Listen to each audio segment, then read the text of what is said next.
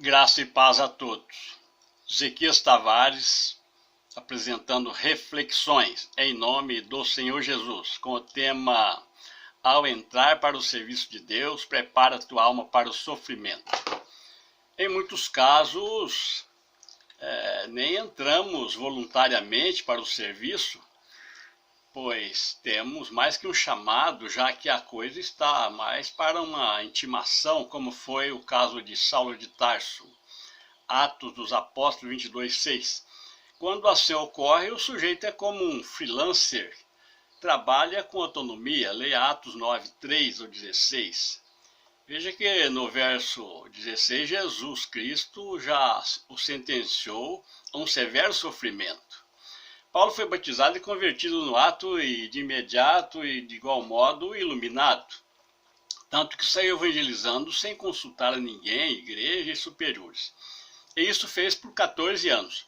Fica claro a atuação de um revestimento espiritual tremendo com autoridade divina.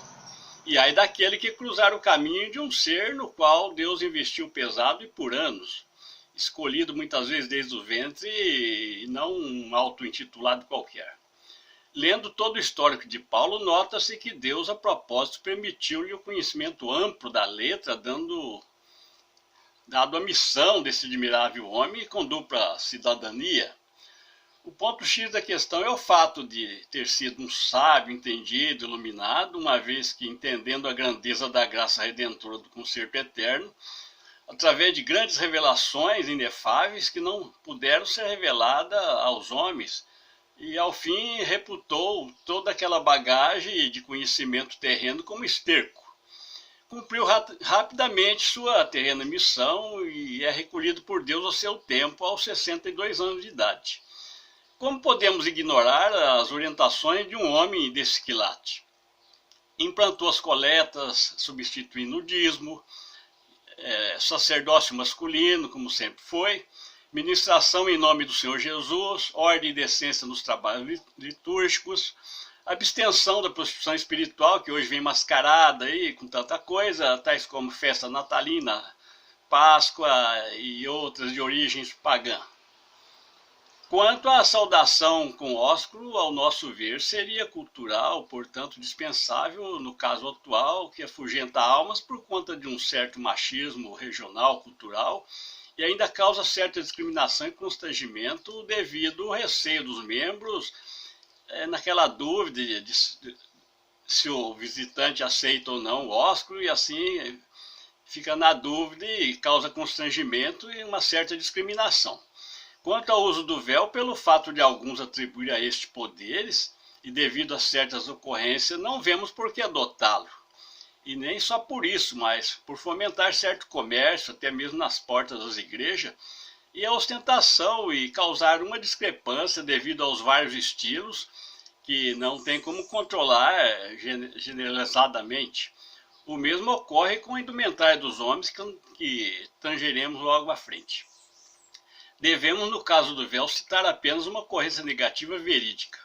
Na nossa comum congregação da época, um irmão havia convidado duas senhoras distintas e na hora concedida para os testemunhos, esta narraria o seguinte: eu vi um movimento estranho no meu quintal, coloquei meu véu na cabeça, apanhei minha arma e fui conferir.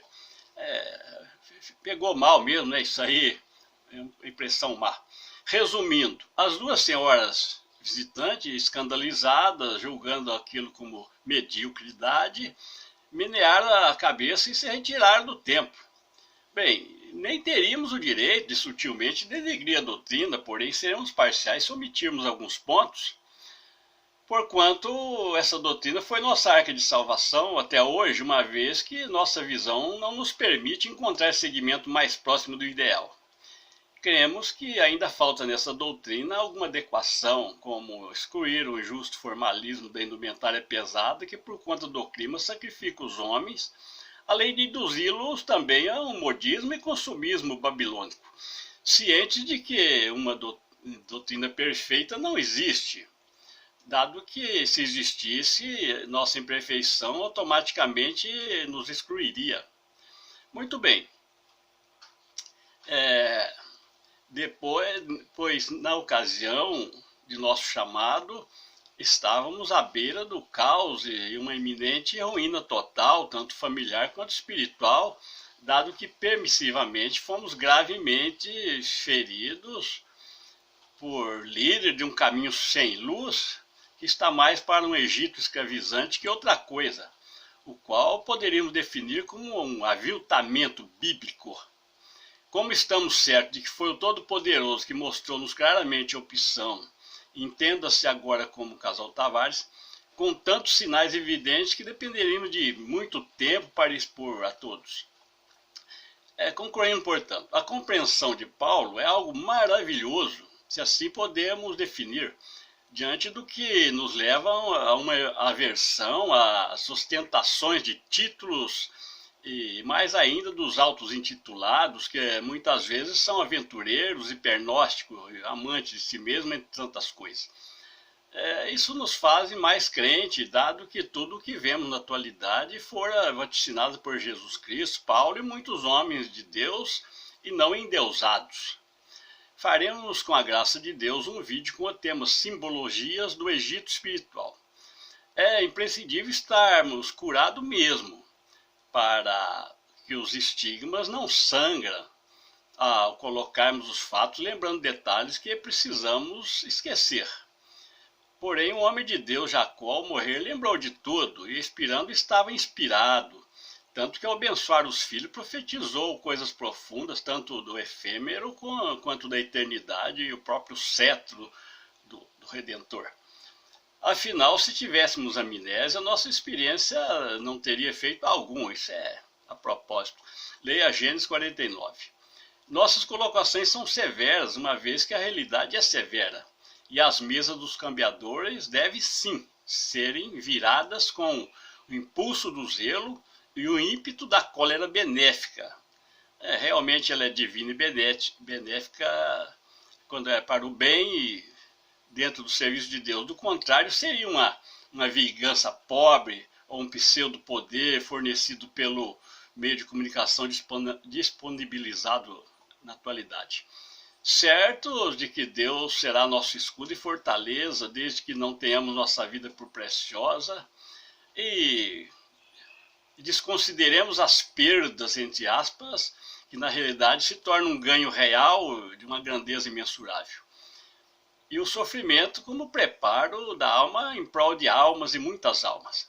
No mundo tereis aflições, mas tende bom ânimo, eu venci o mundo, disse Jesus. São Mateus 16:33. Tomemos como exemplo os que falaram em nome do Senhor, Santiago 5:10. Graça e paz a todos, segue um hino que deveríamos cantar com sinceridade. É composto talvez por entusiasmo momentâneo ou realidade vivida pelo autor. É exemplo de muitos hinos inspirados do passado, Deus o sabe.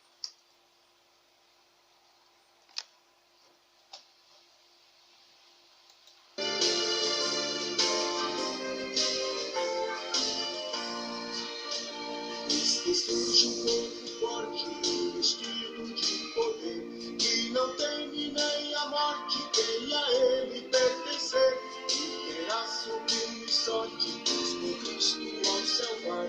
Podes tu dizer também, sou um dos tais, um dos tais, um dos tais. Podes tu também dizer, sou um dos tais, um dos tais. Podes tu também dizer, sou um dos tais. O Senado reunidos e Deus calma então, pelo amor de Deus unidos a clamar em oração. Diz que o vento é descido e o fogo do céu cai. Podes tu dizer também, sou um dos tais, um dos tais, um dos tais. Podes tu também dizer, sou um dos tais, um dos tais, um dos tais.